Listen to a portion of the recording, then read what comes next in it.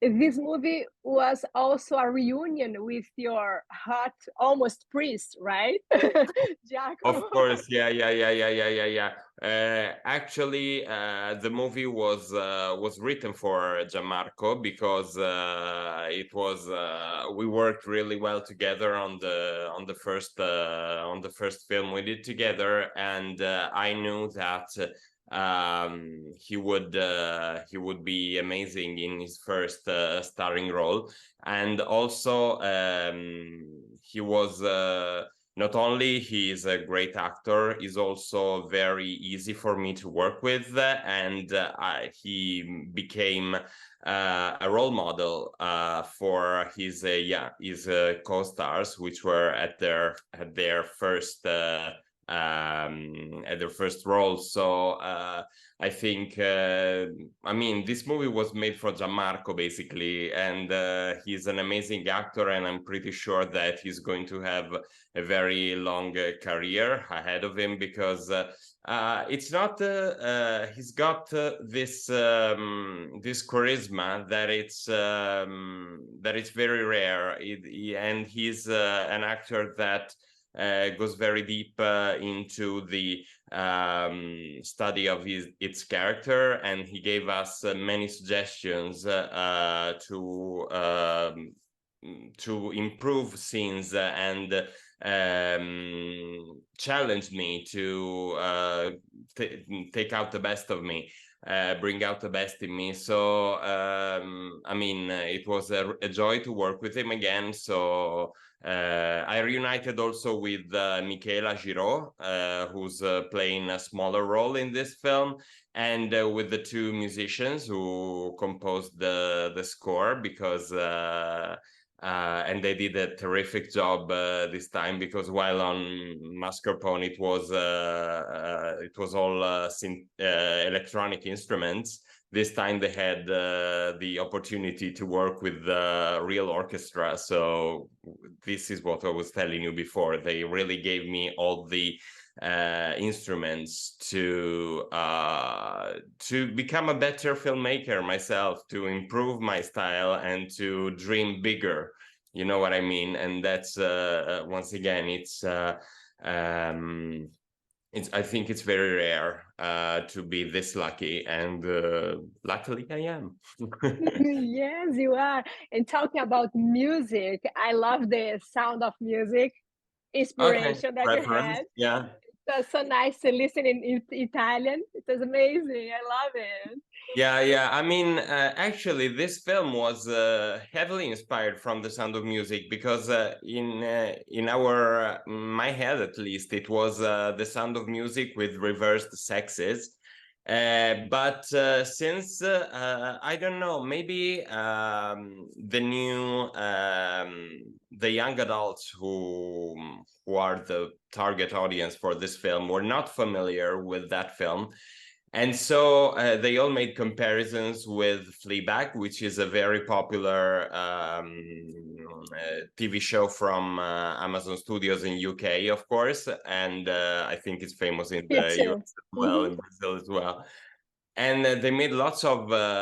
They said, okay, they're trying to make Fleabag, but it's not as witty and sharp. And of course, I was like, this is not Fleabag. This is what absolutely not intended, because it's a very different thing. It has very distinctive British taste. It would be a suicide to try and make Fleabag for the Italian audience. So, but I mean, The Sound of Music is one film which I'm very fond of, and so since there were kids involved, and basically the story was The Sound of Music with the switched genres, we decided to pay tribute to one of the most famous musical scenes in the film, and the producers let me do that. I thought at some point someone's going to stop me and say, no, we're not giving you the money to buy Rodgers and Hammerstein songs, but no one did. Amazing. They let me edit it, and I mean, they let me record with Gianmarco in the studio. It was so much fun, and I'm really glad you appreciate it. I think it's I mean, of course, The Hottest Summer is a young adult romantic comedy. But the thing, again, that Amazon Studios let me do was that I was free to play with the genre and make a film which was a little bit larger and a little bit interesting for a wider audience than solely the target audience. So, of course, The Sound of Music is not a reference for the target audience of the film, but if an older audience approaches to it, I think they will find it interesting, and maybe they'll wink at it. And younger audience will not understanding and will just see Gianmarco play the guitar and singing, so it's nothing too disorienting for them, you know. And talking about a hot almost priest, is it not a sensitive subject in a Catholic country like Italy?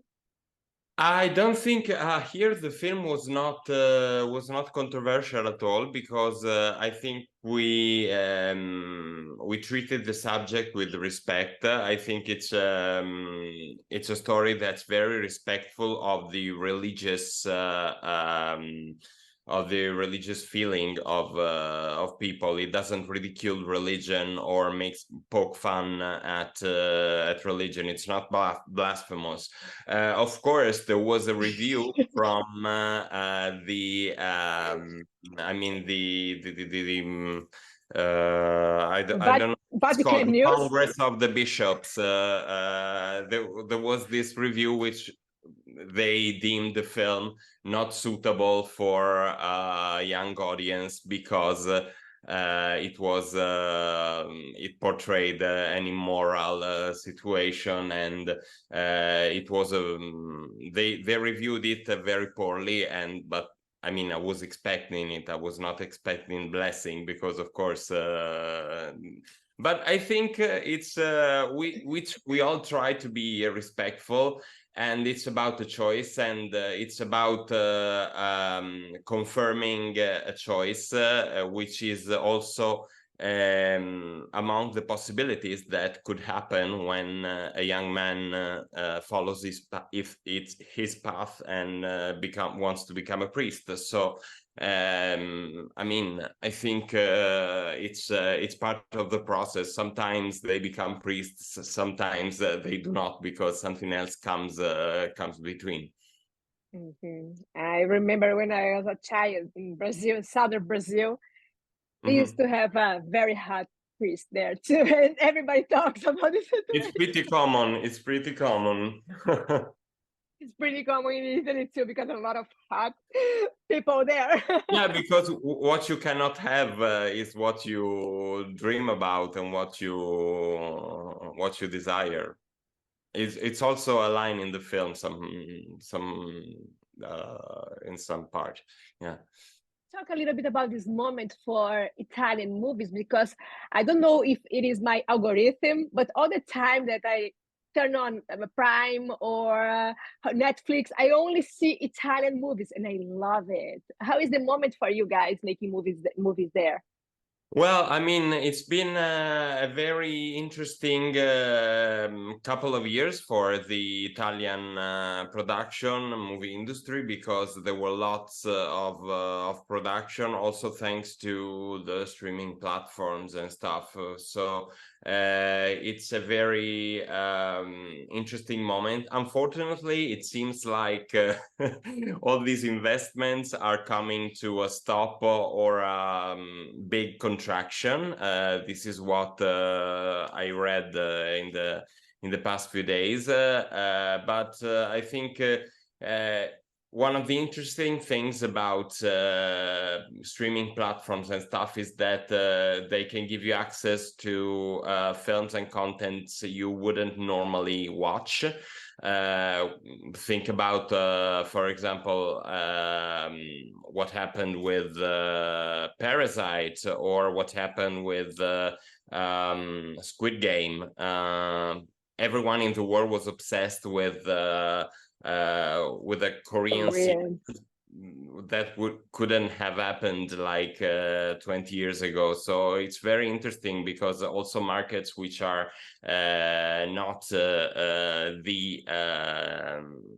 the US market, which is international, of course, since it's always been international and dominant in whole markets. It's very interesting. So I'm really glad that Italian films are watched and appreciated in Brazil as well, and the United States as well, because there are some very interesting things. I mean, I'm absolutely proud of it, and to be a part of it with my own little part. But I feel like Hollywood now is in Italy, because you see Oh yeah, Fast and Furious.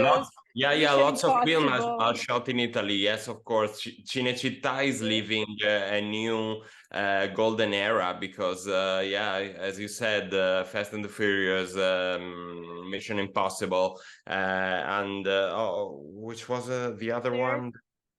I just saw last week Equalizer is in Sicily too. Napoli.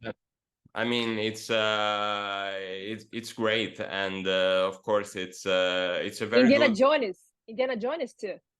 Indiana Jones, yeah, and also there was another one. Forgetting the title, anyways. I think only Barbie is here. I think only Barbie is here now. Barbie Land is not in Italy, but no, not we yet. all went crazy for it in Italy as well. So we're all a big town. The world is all a big town. We're very connected with one another. Matteo, grazie mille, grazie tante. Grazie a te. It was amazing. I love it. And the movie is very fun. I love it. I had a lot of fun too. Thank you so much. Thank you. Then. You too. Bye. Ciao. Buonasera. Ciao. Ciao, buonasera a te. Ciao.